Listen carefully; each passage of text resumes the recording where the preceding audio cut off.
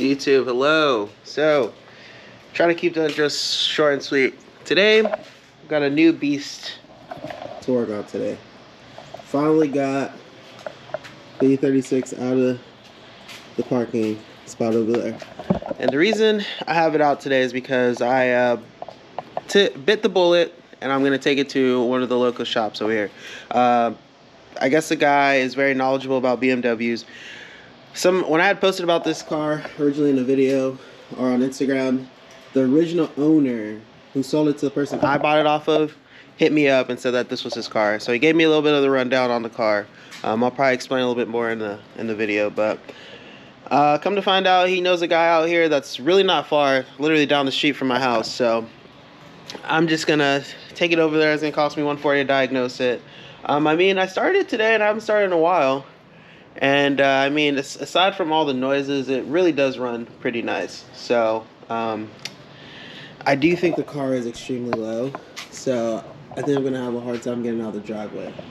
So right now what I need to do is jack the car up and put on the transfer brace before I take it over there. So that's what I'm doing now, and stick around for it.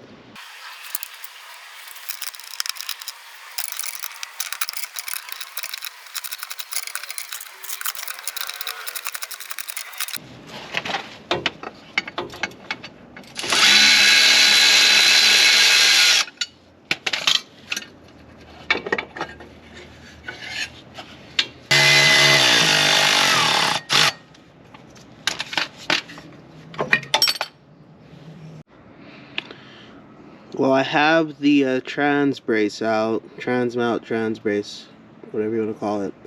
But in typical BMW fashion, they don't look quite the same. So just some differences. This, obviously they're positioned correctly, right? Because here's a long arch right here. Here's a long arch. It seems like they're flip-flop though. Like this is on this side. This has like a larger hump. Has ovaled. I think they might have done this themselves, but it's ovaled out.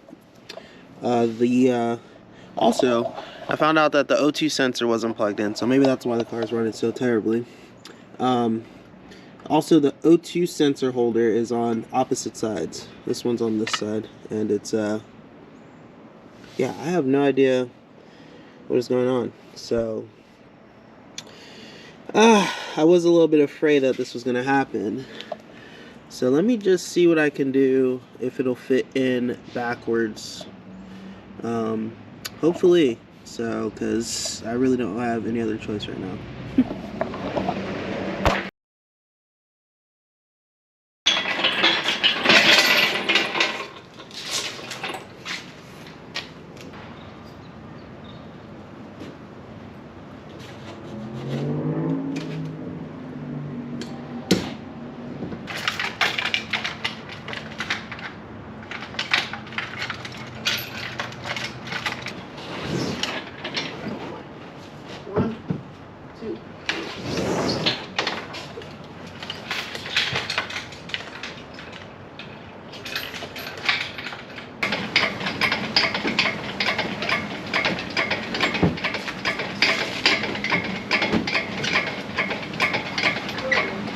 I put on a sweater. You see the slave labor Ezra has me going through? Man, y'all ever getting wet like that? It started. Whose tires are those? Hey, I'm dead. 1, 2.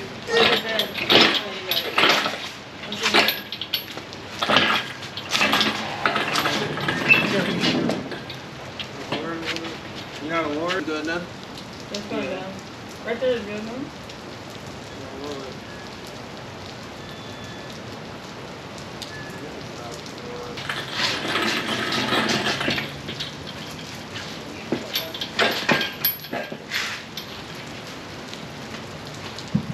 One, two,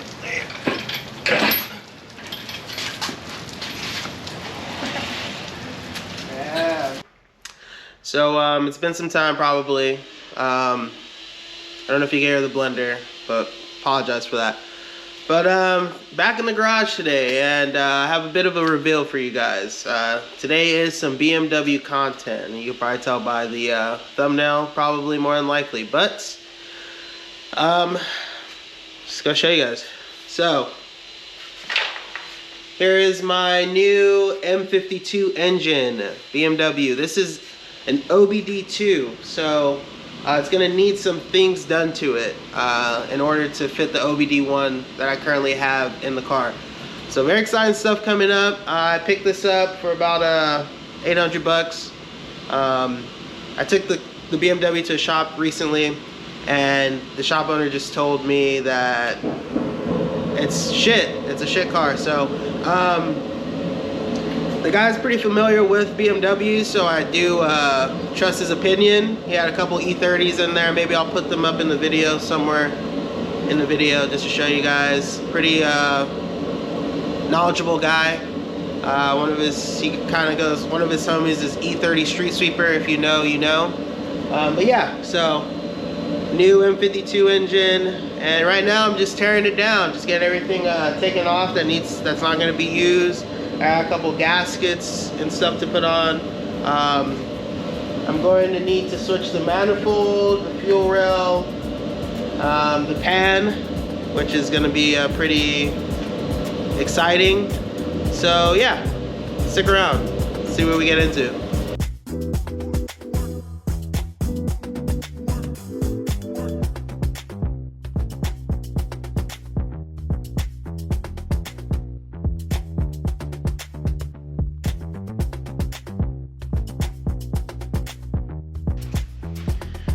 Got the intake and fuel rail taken off the engine.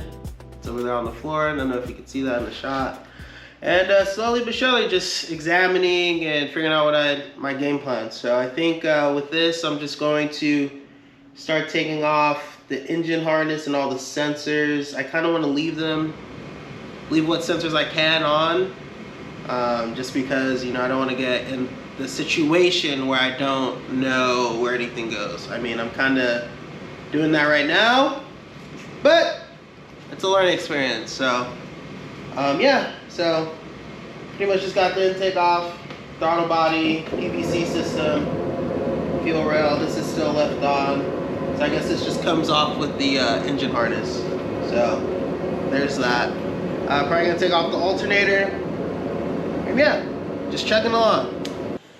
I worked on getting most of the engine tore down, and as you can see, it's pretty much, I do still have the oil pump on, but clutch fan is off, water pump has been taken out, pulley's been off, AC's here. I don't know if I'm running AC on the car yet. I am going to work on getting off this crank shaft bolt, if I'm saying that correctly.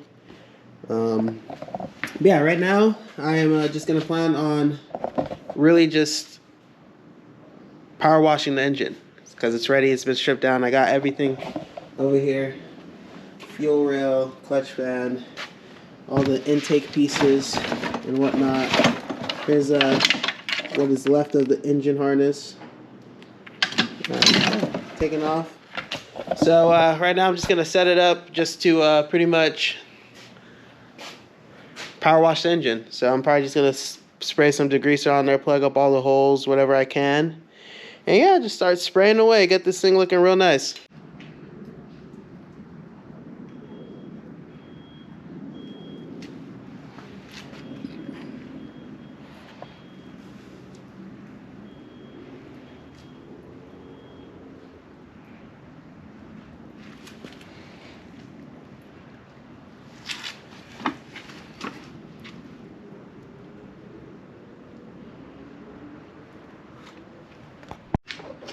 So I've probably been scrubbing this for about almost 30 minutes or so, maybe a little, well, actually power washing and scrubbing about 30 minutes. I've probably been at about for an hour. So I just made the biggest concoction. As you can see, I got some, what is that? That's not purple. Simple Green and purple power. I guess it's purple power.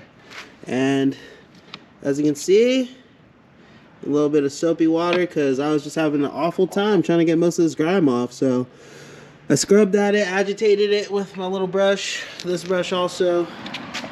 Mainly got the front. I took off the crank pulley, got in there a little bit, and I've just been scrubbing at it. So I don't know if that's the best concoction to use to do this, but I mean, it got it somewhat clean. So I'm just letting it sit for a little bit. But you know, places like this inside this crevice right here just driving me insane.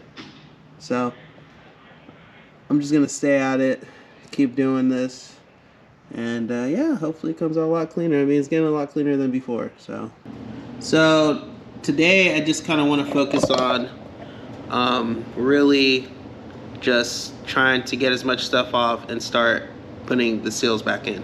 So I think I'm going to start with the oil filter housing, the water pump. I got a new one of these. I got a new thermostat also, but I'm waiting for the O-ring because I guess the one that comes with it isn't too well. Probably going to work on these banjo bolts also and stuff like that. And really just start chucking away. So I'm really following the video from M3 name is Josh, or me name is Josh, on YouTube. Real BMW enthusiast. He kind of goes over how to do this. Well, I'm following the S52 swap that he had on there from a OBD2 to OBD1 S52 swap. So I'm kind of just running through it. And there's a lot of useful information in there. So I'm just kind of following his video. I'll try to link it below.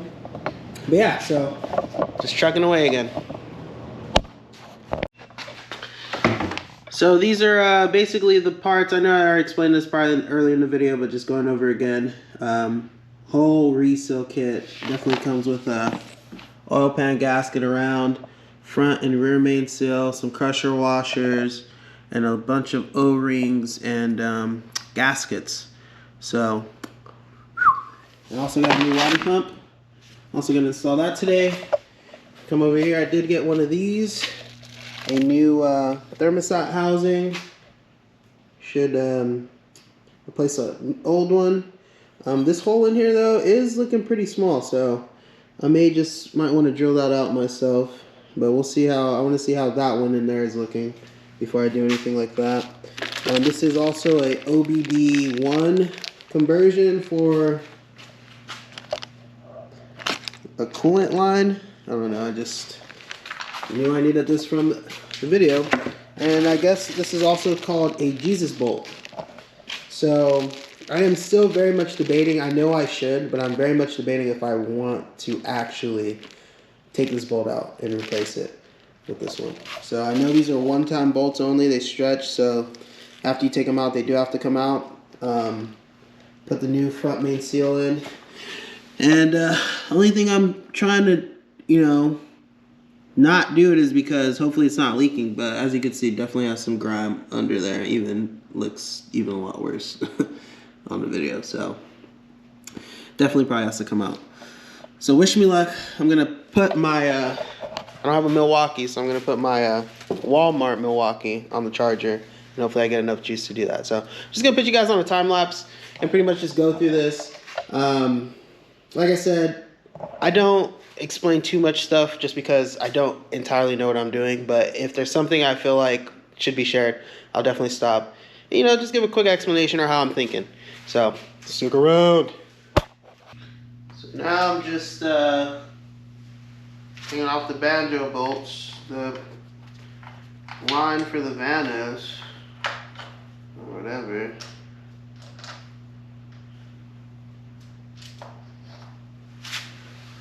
Just so I can get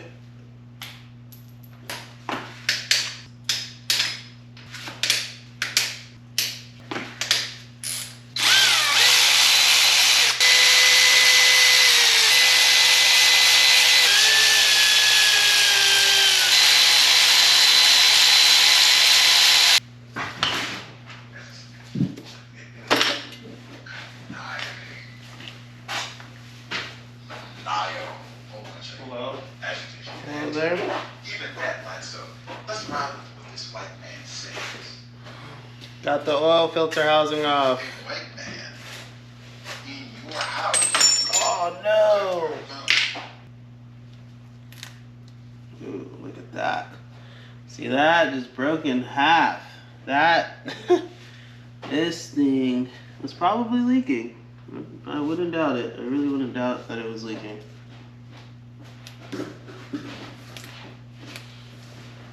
It's completely just mauled.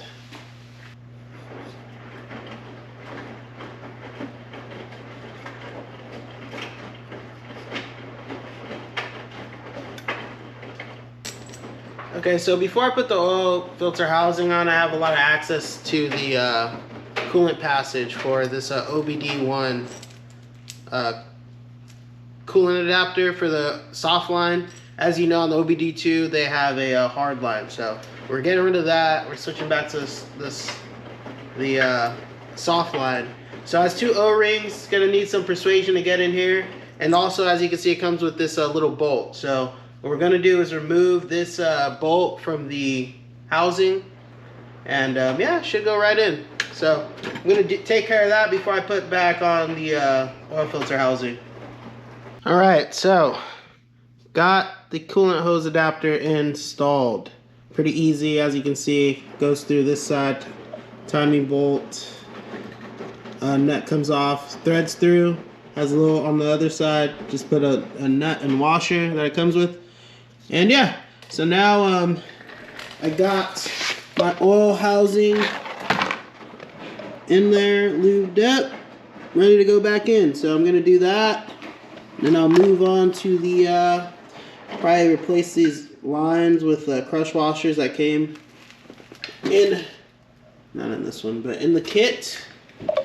And yeah, then I'll move on to the water pump and thermostat housing.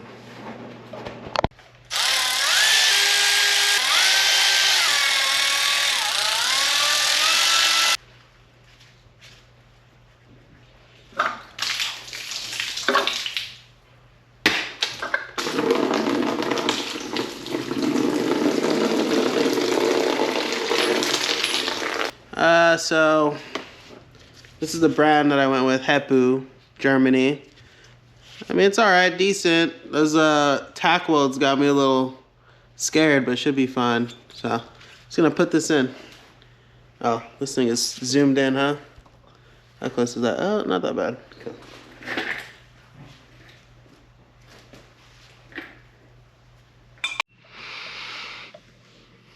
So this is what the thermostat housing is looking like, you know. If I didn't know what I knew now, I'd be a little bit concerned just because it's so much just orange rust water. This motor definitely had water in it. It's unfortunate, but you know, we move.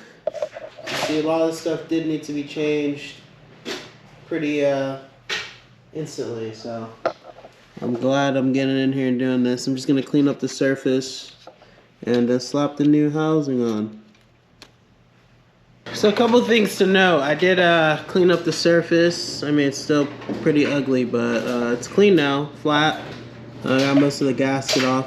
One thing to note is that the thermostat. In the video I watched, they said there was an arrow. Obviously, tell me if I'm lying, I don't see an arrow anywhere. So basically, this is supposed to line up with an arrow that is kind of pointing this way. But if you have your engine tilted like mine, which is straight up, these engines typically sit this way. Yeah, typically sit slanted that way. So you want to make it level. That's why my thermostat is slightly tilted. So when it levels out, it'll be flat and straight. Also, I went ahead and drilled out that hole a little bit more. As you can see, it's a bit bigger now on both sides.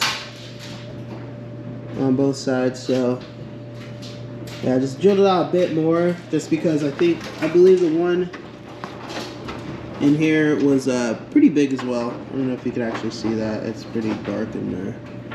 but believe me, you can see it. You see it right there? Yeah, that one's pretty big. So just drilled it out a little bit. It is aluminum, so it's a lot softer. So it wasn't too bad. So just gonna get the gasket on, orange gasket, and then plug it back in. So I am not putting any type of RTV or sealant on here. I don't think it really suggests for it. So if it leaks, I guess we know why. I believe. So something like that.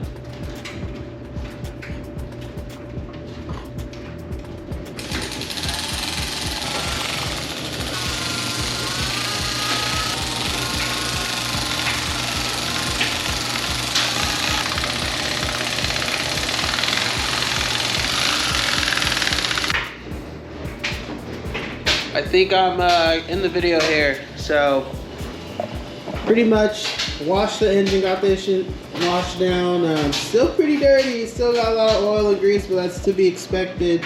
Went ahead and got the coolant hose adapter from Achilles Motorsports. I got this off of Drift HQ, cost me about 50 bucks, but it was pretty pricey considering shipping. Got the oil filter housing, O-ring gasket installed. Also got the new thermostat housing on, nice and shiny with the new gasket and thermostat in there. And also got the water pump on. So I know this doesn't seem, well, to me at least, it doesn't seem like I made a lot of progress, but small progress is better than no progress to me. So definitely sorry for the short video, but not really. You know, it is what it is. So sorry, I keep losing. There's a better lighting right here. So yeah, I'm just going to pretty much wrap it up for today. I think next I'm gonna try and get that Jesus bolt off, and then I'm gonna start on another car and start pulling out the engine. Pretty much. I mean, there's not really much to do on this car. Maybe a new, there's a lot of things I need off of the other engine, basically, to kind of complete this. So I'm kind of pretty much stuck and just truly trying to figure out what to do next. And you know, this is new to me, so it's a learning process. So it's gonna take me some time, and I appreciate you guys sticking around and enjoying the journey, and feature me, you know, enjoy it while it lasts, you know. Hopefully the car is nice and just ripping, you know. It's just gonna be such a nice car. I'm excited. So hopefully keep this morale up and keep going. So thank you for tuning in, YouTube. Once again, produce justice, something constructive. Peace.